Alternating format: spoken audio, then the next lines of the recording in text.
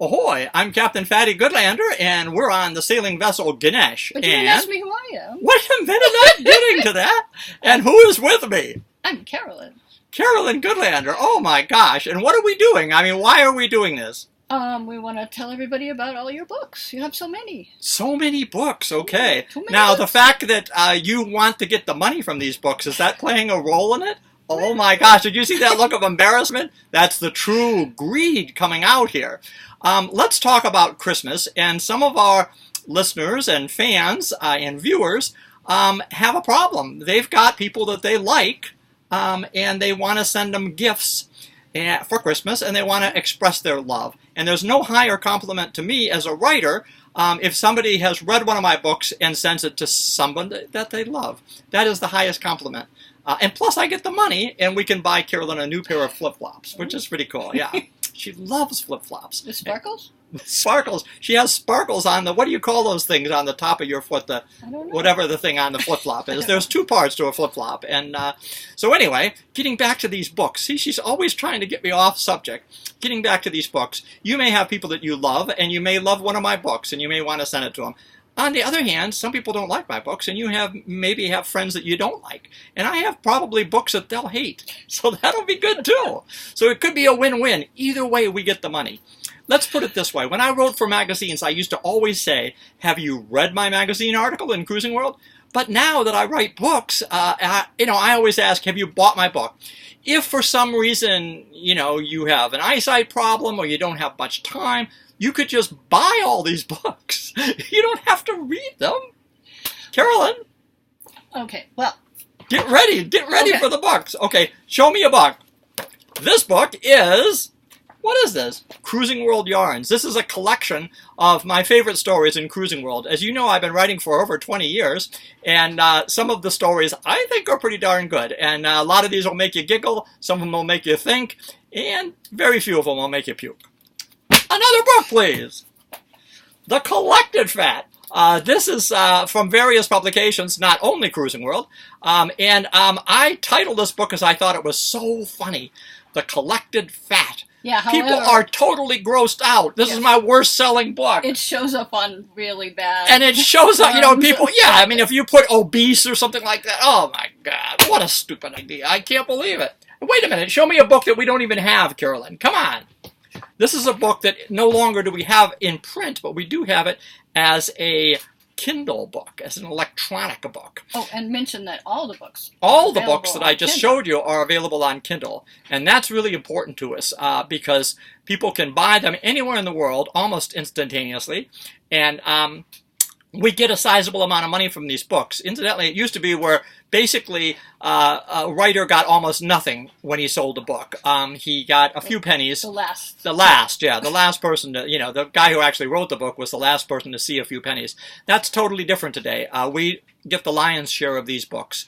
So if you send us this, Carolyn can buy flip-flops. She can buy rice. She can buy new underwear. She had new underwear last year. Now she wants new underwear again. Hey, for God's sake, don't show them your underwear. Okay. This is this is Sea Dogs, Clowns, and Gypsies, and this has three of my favorite stories in it. The lead-off story is, the lead-off story is not... About your father? About my father, yeah. And The Last Cruise. And it's my favorite story. Anyway, then it has a story in there called The Lyman Philosophers, or a Lyman philosopher on Joost van Dyke, and it's really a story and a professor friend of ours taught it in his economics class. Yes, indeed. So it's really cool when people write me stories about my stories and how they end up in strange places. It's also got Sailing to Nowhere, which is a great memory of Roma. I really love all three of those stories. And back. And of course, all of the stories in this I love, and every book that I've shown you is my favorite book when I write it. I try my best. When did you write this one? I wrote this one a long time ago. This is way pre-Hugo, so this is in the middle 80s somewhere. And a lot of these stories here were in Caribbean boating. And if you can raise your hand and say, I used to love Caribbean boating, you're an old fart like me. Okay, next, Carolyn. All at Sea? All at Sea. Now, Caribbean boating became All at Sea. Yes, well, sort of. All at Sea, I've had a wonderful association with for 20-some years, and they allow me to be very, very loose. some of the things, I noticed the picture on there is kind of a funny picture, and a lot of these stories are pretty funny. And the Caribbean is a wild and crazy place, and these are aimed at the Caribbean sea gypsy, and some of them are extraordinary, that not only did I actually write these stories, but somebody actually published them, and nobody went to jail. Yet. Okay, now, the Red Sea Run. This is an incredible story about our trip up the Red Sea and the Suez Canal. In 2010. In 2010. And there are parts of it that are terrifying and parts of it that are incredibly funny. And I really enjoyed writing this book. It was a very tense time for us. And during this cruise, somebody kept revealing our position. And it was terrible. And I kept thinking, what person could be revealing our position? What an idiot. He's endangering all of our lives. Anyway, you'll have to follow up on that. And, what? For God's sakes, it was Carolyn. She blew it already. Now they don't have to buy the book. Okay, so we're on the subject of pirates. This is a book called Somali Pirates and Cruising Sailors. It's not funny. It's not funny. And a lot of people are disappointed. You can turn it around. Because, it is not funny. Those are actual pirates and actual boats burning and actual people dying. No, it's not funny. And some people are saying, they're disappointed that it's not funny. Well, it's about real people, some of them dying, and so it wasn't an opportune time to crack jokes. But it's an interesting book, and it gives you an overview of piracy, particularly in the heyday when there was so much piracy off of Somalia. And of course, we went right past there in 2010. Yeah, and you wrote this in 2011. And I wrote this immediately after, and I'll never do that again, I'll tell you that. Okay, Buy, Outfit, Sail. This is our best-selling book. The reason it's our best-selling book is because it's a real crossover. Most of my other books, people have read me in Cruising World, or they've read me in Caribbean Boating, or All at Sea, or the Marine Scene, or Sail Magazine, or Yachting World, or Boat International, many of the publications I work for. And, they think, oh, I love his writing, so I'm going to buy his book. A lot of people buying this book don't know who I am. They don't care. They just... They want to buy a boat. Want to buy a boat, and they want to be a sea gypsy, and they don't have much money. And they find out that there's this book called Buy, Outfit, Sail, exactly written for them. Yeah, and people tell you that you need a lot of money to buy a boat, and you don't. You don't. You absolutely don't need a lot of money. But you do need to work hard. Right. You got to put sweat equity into it. And we've been working hard on our boats together as a team since Carolyn was 15 and I was 15. And we're still here working hard, and our boats are still broke down and not in great shape. And our topsides... We're worried that people, when we invite them for dinner, are going to say, those topsides are such bad shape that, that I'm not going to eat your food. But so far... We don't have an all-grip finish. We don't have an all-grip finish. But the interior is beautiful. Look at the interior. Is great. Oh, she's gorgeous. And actually, the whole boat is seaman-like. When I see a pristine Bermuda 40, and it is gleaming, and the rail caps are varnished, and the chrome is... sparkling. And the owner of that Hinckley goes down to Haiti and anchors the boat in Cape Haitian and then stares at the poor people ashore. I just don't get that. My boat is my tool. It's a transportational device. It's not something, anyway, let's not get off on that. Another book. Another book! Creative anchoring. Now, creative anchoring, Robbie Ferrone said, are you really naming your book Creative Anchoring? What's creative about it? Well, when you're like me, it's very creative. And this is really true. Creative anchoring is exactly what we do. Carolyn and I are on our 50th year of living aboard, but I've lived an additional little more than 10 years. So I'm on my 60th year of living aboard. And the vast majority of that time has been to my own anchor. I'm not, certainly not tied to a dock, my God, or in a marina. I am...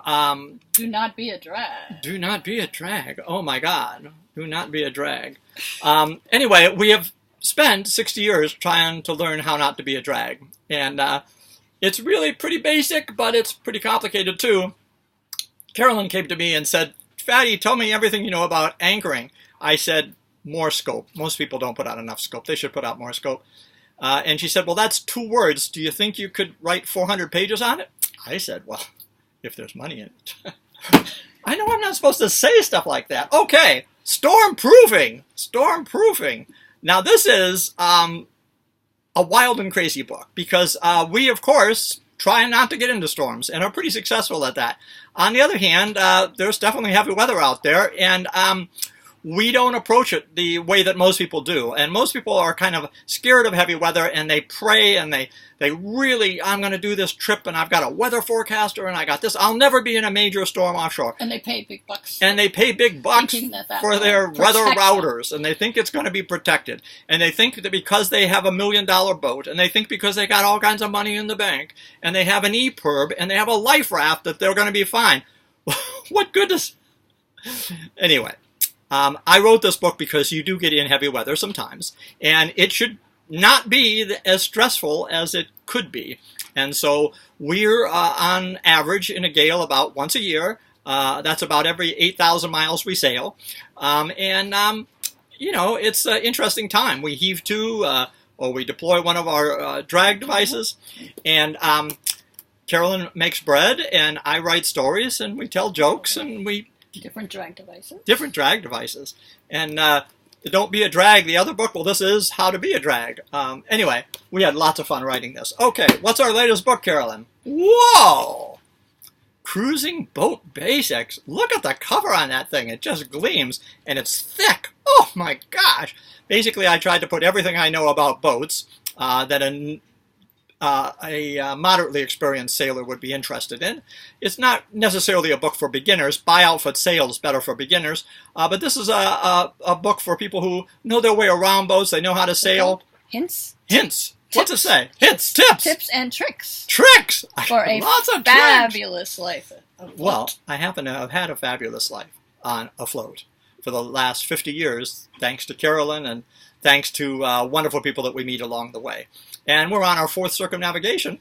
And, you know, right now we're in Singapore. And Carolyn needs new flip-flops. And she says, do a video. Everybody's doing videos. This is a book called Chasing the Horizon. Now, I don't have this book because every time I anchor somewhere, people come and buy a copy of Chasing the Horizon. I don't even try and sell books. I don't try and sell books at all as I sail. But people do want to buy them. So sometimes they wrestle me to the ground and break into my boats and steal books, and oh my God, they do all kinds of crazy stuff. This is the book Chasing the Horizon.